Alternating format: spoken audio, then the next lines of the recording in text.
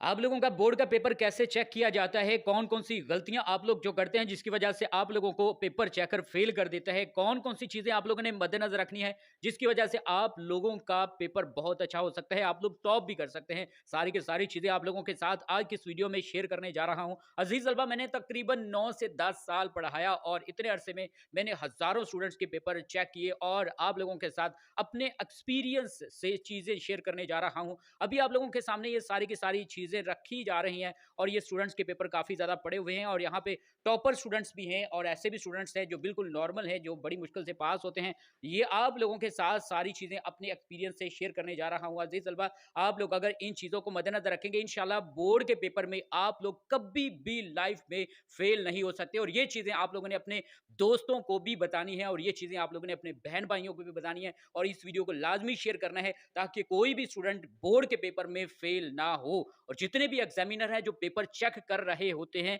वो इस तरीके से पेपर मार्किंग करते हैं और बोर्ड में जो स्टूडेंट्स फेल होते हैं वो इन गलतियों की वजह से फेल होते हैं और पेपर चेकर इन चीज़ों को देखता है जिसकी वजह से स्टूडेंट्स को फेल कर देता है। ये गलतियाँ, ये आप लोगों ने मिस्टेक्स कभी भी नहीं करनी। अगर नहीं करोगे तो यकीनन अज़ीज़ तलबा, आप लोग 100% गारंटी देता हूँ, आप लोग पास हो जाओगे। अगर ये गलतियाँ बार-बार करोगे, बार-बार फेल हो जाओगे, तो फिर आप लोग डीमोटिवेट होके एंड पर अपनी स्टडी को ही वाइंड अप कर दोगे। तो ऐसा नहीं करना। चलिए आप लोगों को बताते हैं कि एक पेपर चेकर, और उसमें मैं खुद भी हूँ, कि मैं पेपर चेक कैसे करता हूँ और बोर्ड की तरफ से कौन-कौन सी हदायत दी जाती हैं, जिनको मद्देनज़र रखकर एक जो पेपर है बोर्ड का वो चेक किया जाता है। तो अज़ीज़ तलबा, अगर आप लोग पेपरों के हवाले से, गेस्ट पेपर्स के हवाले से, नोट्स के हवाले से किसी भी किस्म की एजुकेशनल अपडेट्स आप लोग बर वक़्त हासिल करना चाहते हैं, तो आप लोगों के लिए हम लोगों ने अपने यूट्यूब चैनल, टिकटॉक अकाउंट्स और फेसबुक पेजेस बहारे इल्म टीवी के नेम से बना लिए हैं। तो जनाब, अभी से हमारे सोशल मीडिया अकाउंट्स को विजिट कीजिए और इससे इस्तिफ़ादा हासिल कीजिए। अज़ीज़ तलबा, यहाँ पर आप लोगों के सामने एक चीज़ फाइनल करके रख दूँ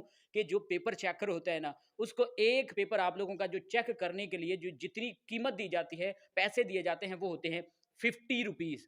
50 रुपीज़ मतलब 50-60 रुपीज़ दिए जाते हैं एक बोर्ड का पेपर चेक करने के लिए और इसमें तकरीबन 8-10 रुपए जो इनकम टैक्स है वो डिडक्ट हो जाते हैं। तकरीबन एक पेपर के 40-45 रुपए एक जो पेपर चेकर है उसको दिए जाते हैं। अब आप लोग खुद ही बताएँ कि एक पेपर चेकर जो पेपर चेक कर रहा होता है रोज़ाना के, अगर वो 100 पेपर भी चेक करे, तो उसको कितना ज़्यादा प्रॉफ़िट मिलेगा। और एक ऐसा बंदा कि जो सिर्फ़ और सिर्फ़ 30 पेपर एक दिन में चेक कर रहा है, तो भई कौन-सा बंदा प्रॉफ़िट में है?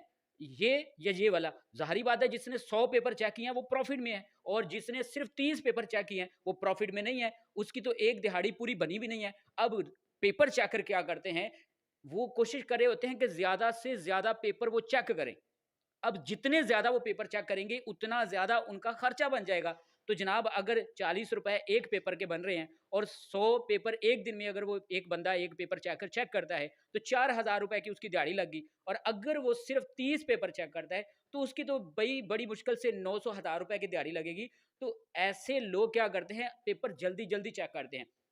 अब होता ये है कि जिन स्टूडेंट्स के पेपर ऐसे टीचर के सामने चले जाते हैं जो सिर्फ पैसा छाप रहे होते हैं, सिर्फ ऐसे टिक्के लगा रहे होते हैं, ठीक है, अन्नेवा जिसको कहते हैं, पेपर चेक कर रहे होते हैं। हमारा भी ऐसा होता है कि कभी हमारा मूड सही ना हो तो हम लोग क्या कर रहे होते हैं कि हम लोग ऐसे टिक्के हैं, ऐसे ही बस पेपर पढ़ा भी नहीं है, ठीक है, इधर वो मतलब क्वेश्चन पेपर पड़ा हुआ है और इधर हम लोगों ने ऐसे टिक्के लगाई और अगर देखते हैं बच्चे ने राइटिंग बच्चे की खूबसूरत है, इसने सही लिखा है, पहले एक दो हम लोग क्वेश्चन पढ़ते हैं, उसके बाद हम लोग भी ऐसे धड़ाधड़, ठीक है।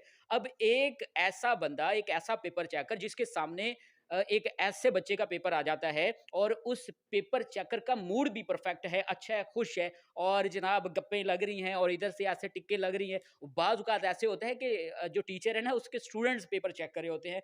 तो ऐसे जो स्टूडेंट्स हैं जिन्होंने गलत भी लिखा हो और उनकी राइटिंग अच्छी है, उन्होंने पेपर अच्छे तरीके से अटेम्प्ट किया है, उनको मार्क्स पूरे मिल जाते हैं। और बाद ऐसे स्टूडेंट्स होते हैं जिन्होंने जनाब बहुत अच्छा लिखा है और उनकी राइटिंग ख़राब होती है, उन्होंने सही पेपर प्रेज़ेंट नहीं किया हुआ होता, लेकिन लिखा उसने सवाल बहुत अच्छा है। लेकिन जो पेपर चेकर है वो कहता है यार इसने ख़राब सा लिखा हुआ है, कटिंग-वटिंग है, तो वो क्या कर रहे होते हैं, ऐसे क्रॉस कर दिया या ऐसे ये बिलफ़र्ज़, ये पूरा बिल्कुल सही क्वेश्चन है। एक क्वेश्चन की डेफ़िनेशन भी ठीक है और उसने उसकी एग्ज़ाम्पल भी ठीक लिखी है। जो कुछ भी पूछा गया वो एक्यूरेट उसने लिखा है, लेकिन राइटिंग्स ठीक नहीं है, उसने कटिंग की है। तो क्या करता है, जहाँ पर कटिंग हुई ना, बिलफ़र्ज़ यहाँ पर ऐसे कटिंग हुई है। अब जो पेपर चेकर है वो यहाँ पर जो कटिंग हुई है इसके उसके ऊपर दायरा लगा देता है और 2 नंबर का एक शॉर्ट क्वेश्चन है तो वो क्या करता है 1 नंबर दे देता है। तो ऐसा आप लोगों ने कभी भी नहीं करना। अपने पेपर की प्रेजेंटेशन आप लोगों की बहुत अच्छी होनी चाहिए। आप लोगों की राइटिंग अगर खूबसूरत नहीं है, मसला नहीं है, प्रॉब्लम नहीं है, आप लोगों की राइटिंग नीट एंड क्लीन होनी चाहिए। हाशिए लगा के आप लोगों ने हर चीज़ हाशिए के अंदर लिखनी है और एक-एक चीज़ क्लियर होनी चाहिए जो आप लोगों ने लिखा है। आप लोगों ने कट वाली मार्कर यूज़ करनी है। अगर आप लोगों को कट मार्कर यूज़ नहीं करना आता, मसला नहीं है यार। आप लोग सिंपल सा जो मार्कर है, वो हेडिंग शेडिंग बना के वो आप लोग यूज़ करें। आप लोगों की जो चीज़ आप लोगों ने लिखी है वो समझ आनी चाहिए। तो फिर जो एग्ज़ामिनर है उसको पता होगा भई ये बच्चा जो है इसने क्वेश्चन ठीक अटेम्प्ट किया है, वो आप लोगों को वो टिक कर देगा आप लोगों का जो क्वेश्चन है। तो पहली गलती आप लोगों ने नहीं करनी वो ये है कि आप लोगों की राइटिंग नीट एंड क्लीन होनी चाहिए। इसके बाद दूसरी गलती जो आप लोगों ने नहीं करनी, आप लोगों का कोई भी सवाल है जो आप लोगों को नहीं आता, उसको नहीं छोड़ना।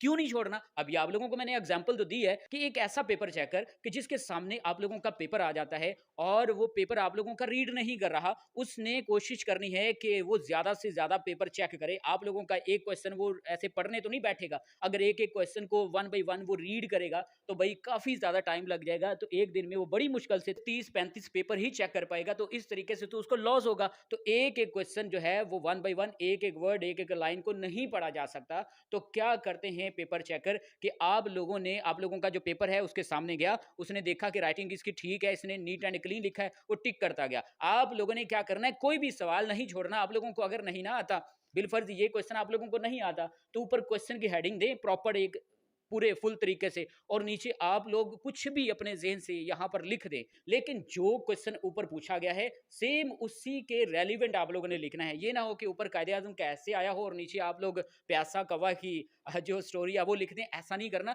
मिलता-जुलता अपने पास से आप लोगों ने इंग्लिश मार-मुर के वो लिख देनी है और ताकि पता लगे कि आप लोगों ने कुछ ना कुछ लिखा है और जो पेपर चेकर है, उसके सामने अगर आप लोगों का ऐसे आएगा, वो टिक कर देगा। कम अज़ कम आप लोगों का अगर 10 नंबर का ऐसे है, वो कम अज़ कम 3-4 नंबर तो लाज़मी आप लोगों को दे देगा। अगर एक ऐसे पेपर चेकर के सामने आप लोगों का पेपर चला जाता है, जो जनाब सिर्फ़ पैसा छापने के लिए आया है और वो स्टूडेंट्स के क्वेश्चन को रीड नहीं कर रहा और ऐसा जो पेपर चेकर है, दुआ करें आप लोगों के लिए भी आ जाए और ऐसे जो पेपर चेकर हैं, ये तो मौजें करवा देते हैं स्टूडेंट्स की। अच्छा, नेक्स्ट जो गलती आप लोगों ने जो नहीं करनी, वो अब आप लोग सुन लें। बड़ी फ़नी चीज़ है जो अभी आप लोगों के साथ शेयर करने जा रहा हूँ। अब देखें, हम लोग भी पेपर चेक कर रहे होते हैं और स्टूडेंट्स क्या करते हैं, एंड पे ना या तो एक दुआ लिख देते हैं पेपर चेकर के लिए या कह देते हैं अल्लाह ताला आपकी माँ को हज करवाए, मेरे नंबर पूरे लिख देना, या मैं बीमार थी या बीमार था, अल्लाह का वास्ता है मुझे पूरे नंबर दे देना। या स्टूडेंट्स ने तावीज़ बनाए होते हैं पेपर के ऊपर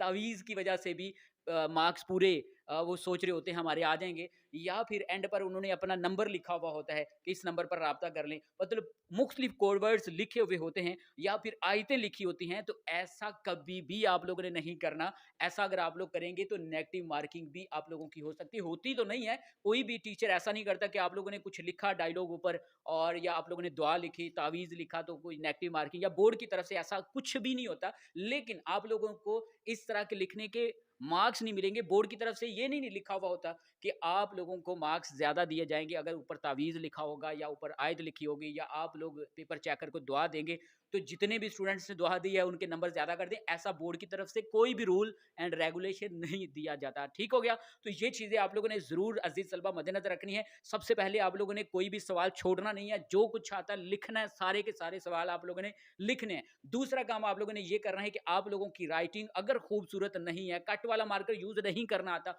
मसला नहीं है, नीट एंड क्लीन लिखना है, वर्ड्स खुले-खुले करके लिखने हैं। एक लाइन में आप लोगों के 5-6 वर्ड्स होने चाहिए। ये नहीं है कि आप लोग जनाब यहाँ पे मिक्सर बना दें। यहाँ पर एक वर्ड के ऊपर आप लोग चढ़ा-चढ़ा के दूसरे वर्ड ऐसे लिखते जाएँ, ऐसा नहीं करना। ठीक है? आप लोगों ने खुले-खुले वर्ड करके लिखने हैं और एक लाइन में 5-6 वर्ड्स होने चाहिए और लाइन नहीं छोड़नी आप लोगों ने। ये ना हो कि आप लोग इस लाइन पे ये लिखे और नेक्स्ट इस लाइन को छोड़ दें, नेक्स्ट इस लाइन पे, लाइनें भी नहीं आप लोगों ने छोड़नी। ठीक हो गया? और ये मुख्तलिफ डायलॉग भी आप लोगों ने नहीं छोड़ने और टाइम को आप लोगों ने ज़रूर मद्देनज़र रखना है। ये ना हो कि आप लोग जनाब सवाल पढ़ते-पढ़ते पूरा आप लोगों का टाइम हो जाए और आप लोगों का जनाब पेपर भी कंप्लीट ना हो। तो ये चीज़ें आप लोगों ने ज़रूर मद्देनज़र रखना है। उम्मीद करते हैं अज़ीज़ तलबा आज की ये वीडियो आप लोगों को ज़रूर पसंद आई होगी। मिलते हैं नेक्स्ट वीडियो में, अपना ख़्याल रखिएगा। अल्लाह हाफ़िज़।